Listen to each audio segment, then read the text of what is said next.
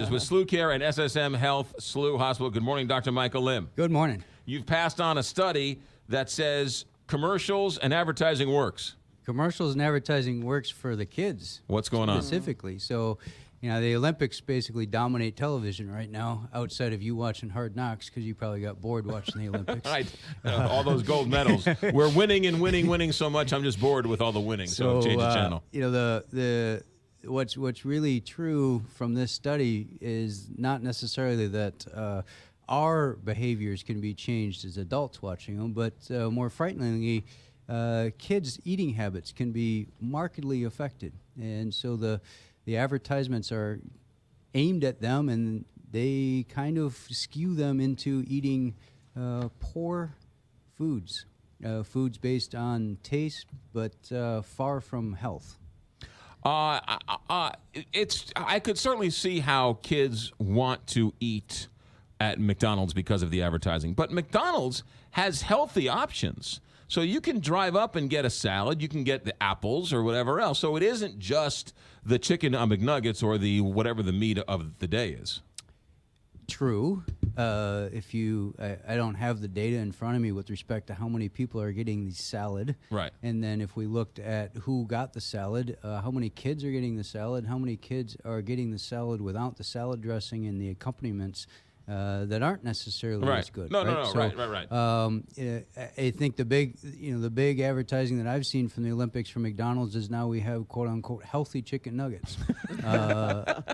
You laugh, but so you've seen the commercial, right? Right. That's aimed at the kids, and it's had an impact, is what this study shows. So I think we need to take a note of this and understand how our kids are watching TV and what they might be getting out of it as well. So do they influence their parents more than the commercials influence the kids? Do they? How much do they influence their parents for them to be able to get this stuff for them? Well, so I think as a parent, you kind of get tired of saying no all the time. That becomes kind of a problem. This is the first week of school. It's a tough week for kids trying to transition back from summer vacation into school. And so the chaos reigns true in the morning and the evening, getting the kids to school, getting the kids home from school. What are we going to eat? Everything's changed. And so this is a prime week where potentially we don't necessarily fight our kids for, hey, you know what, this isn't the right thing to do. We're not stopping at McDonald's, or pick whatever restaurant you want on the way home. I'm sorry, Doctor. The pictures or the commercial of Usain Bolt eating the chicken McNuggets, he's the fastest man in the world. So I'm going to eat my chicken McNuggets. Absolutely. Yeah. Lightning bolt. Yeah. Mm-hmm. Matter of fact, here's a story for you, Doctor. I don't know if you saw this, but there is so much McDonald's being eaten at the Olympic Village by the Olympic athletes that they've now had to put restrictions on the orders of the sizes of the food because so many Olympic athletes are eating McDonald's. So they had the gymnasts on last night before I fell asleep, and they were interviewing them. And all of a sudden, now they're eating their ice cream and their pizza and their fries because their competitions are over. They got their medals, and so it's time to relax. So I guess what you're saying is this happens to pretty much every athlete. They go on this binge after they get done with their event. Right. Yeah. So there you go. All right, Doctor. What if we were to switch our soda for water? What happens? So we're talking about sugar sweetened, which really isn't sugar anymore. It's high fructose corn syrup sweetened beverages. Right. And it turns out that we in this country consume a high percentage of our total calories per day from sugar sweetened beverages.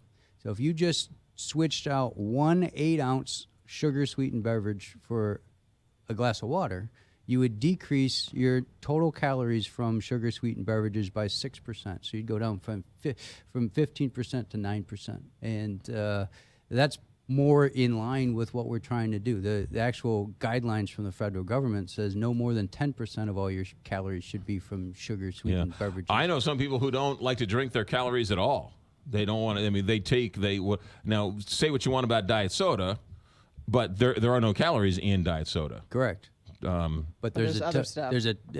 So there are a group of people who really are kind of convinced, and they just drink the diet And even if they drink the energy drinks, they drink the non-sweetened and the artificially sweetened energy drinks. But I think the issue is there's a vast majority of people who do drink the regular stuff. Right, yeah. And it's contributing significantly to the obesity issue within our region and our country.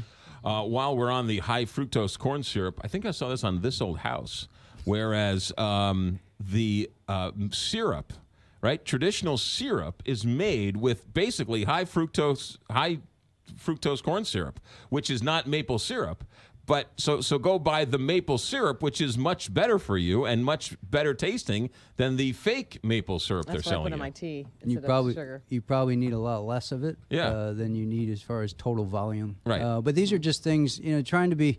It's impossible to eat perfect. There is no perfect diet. There is no perfectly healthy diet. I think the concept of trying to talk about these things is trying to get us to think, how can we get a little bit better? And where can we make improvements? And not trying to be perfect, not trying to say, oh, everybody, if you eat this, you're going to live forever. That's not true. Right. But if we improve our eating habits, if we get rid of one sugar-sweetened beverage a day, which isn't getting rid of all of it, it's just one. Yeah. Change one for a glass of water. It's a small step, but it's a doable one, and that can make a big difference. Dr. Michael Lim, cardiologist with SLU Care and SSM Health, SLU Hospital. Doctor, great as always. Thanks for coming in. You're welcome. Have a good one. 825, Big 550,